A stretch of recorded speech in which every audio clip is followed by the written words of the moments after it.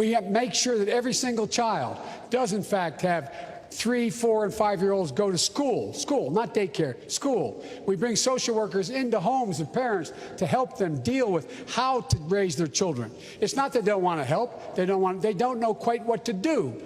Play the radio, make sure the television, make sure you have the record player on at night, the phone, make sure the kids hear words. A kid coming from a very poor school, or a very poor background, will hear 4 million words fewer spoken by the time they get there. And the other thing we should do is we should challenge these students. We should challenge students in these schools to have advanced placement programs in these schools. We have this notion that somehow if you're poor, you cannot do it.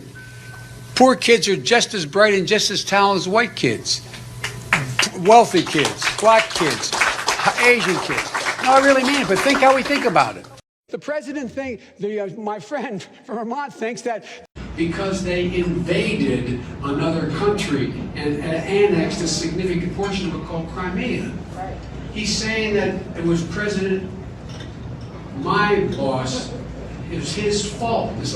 You get a tax break for a racehorse, why in God's name couldn't we provide an $8,000 tax credit for everybody who has child care costs? It would put 720 million women back in the workforce.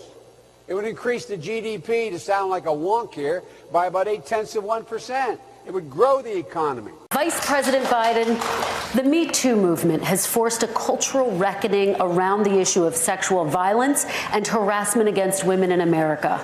Are there specific actions that you would take early in your administration to address this problem?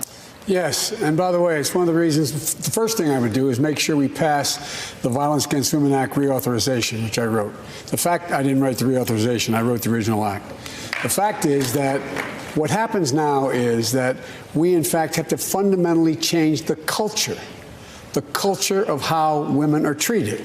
That's why, as vice president, when I asked the president I could start the movement on the college campuses to say it's on us. It's everyone's responsibility. We do not spend nearly enough time dealing with. I was stunned when I did a virtual town meeting that told me 30,000 people were on the call, young people between 15 and 25, and found out. I said, "What do you need? What do you need to make you safer on college campuses and in your schools?" You know what they said? Get men involved. Engage the rest of the community. And that's when we started this movement on the college campuses to fundamentally change the culture. No man has a right to raise a hand to a woman in anger other than in self-defense, and that's rarely ever occurs. And so we have to just change the culture, period, and keep punching at it and punching at it and punching at it. It will be a big, no, I really mean it. It's a gigantic issue. And we have to make it clear from the top, from the president on down, that we will not tolerate it. We will not tolerate this culture. Lobbyists aren't bad people. Special interest groups are not bad people. But guess what? They're corrosive. People who accept the money from them aren't bad people. But it's human nature. You go out, Lynn, and bundle $250,000 for me, all legal, and then you call me after I'm elected and say, "Joe, I'd like to come and talk to you about something." You didn't buy me, but it's human nature. You helped me. I'm going to say, "Sure, Lynn, come on in."